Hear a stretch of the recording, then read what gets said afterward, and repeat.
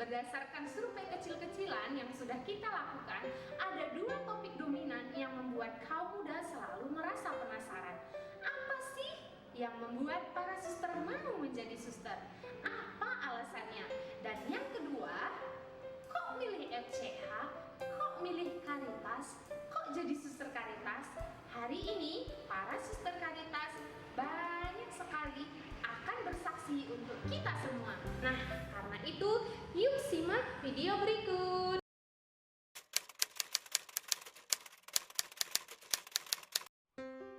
Halo, sahabat-sahabat Tuhan Yesus dimanapun berada.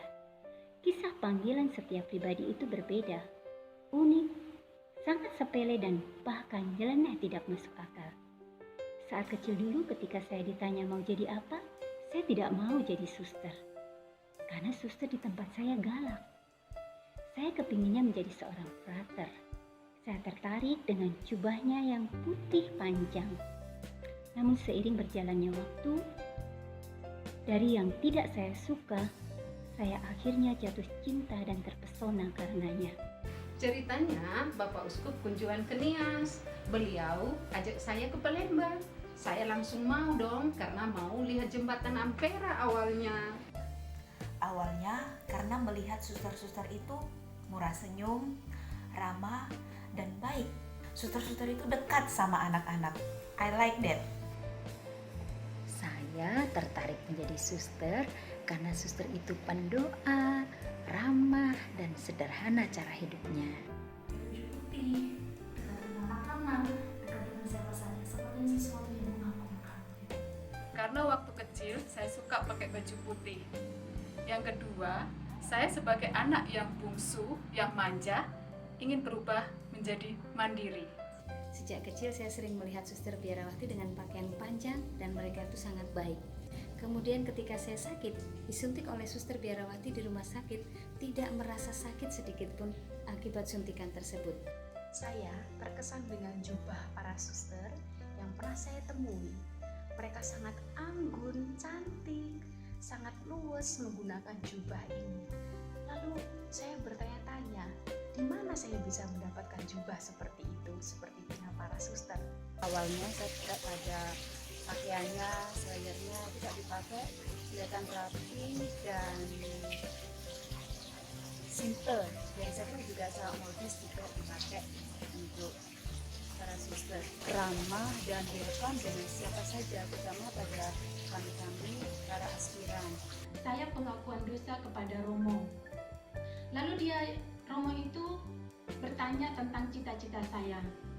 Dengan spontan saya itu mengungkapkan ingin jadi suster, tapi saya tidak berani untuk mengungkapkan keinginan saya kepada keluarga. Dan Romo itu membantu saya. Dan saya tertarik jadi suster itu karena melihat para suster itu pintar sekali bernyanyi. Dan saya tertarik ingin menyambut para suster itu dari nyanyian mereka. Ketika saya masih kecil, saya jarang sekali bertemu seorang suster, hanya 1 atau 2 bulan sekali. Tetapi pengalaman yang jarang ini memberi kesan tersendiri untuk saya.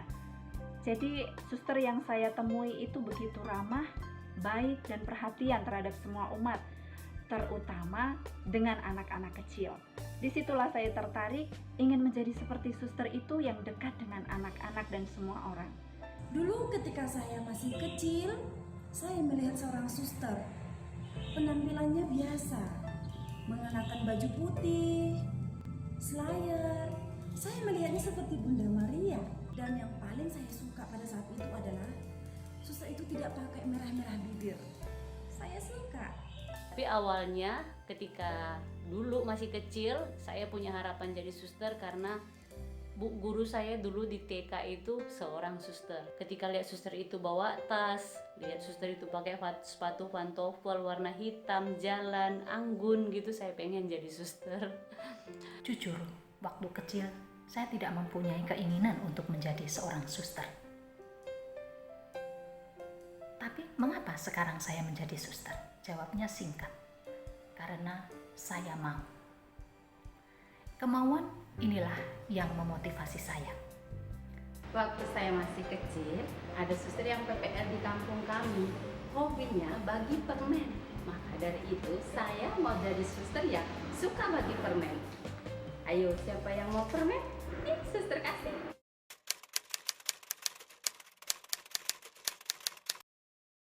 Nah, di Palembang ternyata bukan hanya cuman lihat tampera, tapi melihat suster Caritas juga. Langsung deh, nggak mau pulang ke Nias, aku langsung jadi suster Caritas. Saya bilang mau jadi suster, kakak saya sarankan masuk suster Caritas. Nah, saya berangkat ke Jogja, ketemu suster Caritas, saya langsung jatuh cinta. Idola saya adalah Santo Fransiskus Assisi. Maka saya ingin masuk di satu kongregasi yang pelindungnya adalah Santo Fransiskus Assisi. Itu sebabnya saya memilih Caritas. Waktu saya bekerja waktu itu, menyampaikan kemauan saya kepada kakak saya yang adalah juga seorang suster, dan sempat dikatakan Palembang. Saat saya libur, saya pulang dan menemui romo paroki, dan saya menyampaikan keinginan dan kemauan saya untuk ke Palembang. Ditanggapi dengan sukacita dan saya diberi alamat di Palembang, yakni suster-suster Santo Fransiskus Caritas. Dari situlah saya memutuskan untuk mengundurkan diri dan saya ke Palembang. Saya tidak mau memilih kongregasi yang ada di tempat kelahiran saya, yaitu Lampung. Karena saya takut nanti dikunjungi ibu saya dan juga saudara-saudara saya, yang akhirnya saya jadinya pingin pulang. Masuk FCH itu alami aja ya, karena sejak awal meskipun saya dulunya sekolah di yayasan Katolik, tapi nggak kenal yang namanya berbagai macam kongregasi. Karena pertama kali melihat FCH, hal yang paling berkesan bagi saya adalah FCH itu unik. Uniknya kenapa? Jubahnya sederhana. Dan satu hal yang saya temukan sampai sekarang adalah di mana ada FCH, di situ ada sukacita. Dan kalau ditanya kenapa harus FCH? Waktu SMA Xaverius di Palembang, saya ikut retret. Ternyata 2 pembimbing saya itu adalah suster FCH, yang 2 malam berturut-turut mengarahkan saya dalam komunikasi yang sangat baik. Karena saat itu saya sedang galau, saya tidak mau mengikuti anjuran keluarga untuk kuliah setelah saya SMA. Akhirnya 2 suster itu mengarahkan saya terus-menerus sampai akhirnya saya diajak kenalan ke biara, kenalan dengan suster yang lain, dan akhirnya saya pun masuk menjadi FCH. Itu mungkin rahasia Tuhan, tetapi setelah perjalanan melihat, mengamati, kemudian saya merasa tidak salah pilih. Yes, I love you Caritas. Itu yang membuat saya sampai hari ini tetap setia. Saya memilih FCH karena ada seorang pastor paroki yang telah memperkenalkannya dan memberikan penjelasan dan mengantar saya ke FCH, dan akhirnya saya masuk. Dan setelah saya menjalaninya, saya merasa bahagia, sukacita sampai saat ini. Karena sejak kecil, sejak SD sampai dengan SMK, saya diajar oleh suster Caritas yang baik hati. Dan sekarang saya happy. Karena saya waktu itu tidak kenal banyak kongregasi.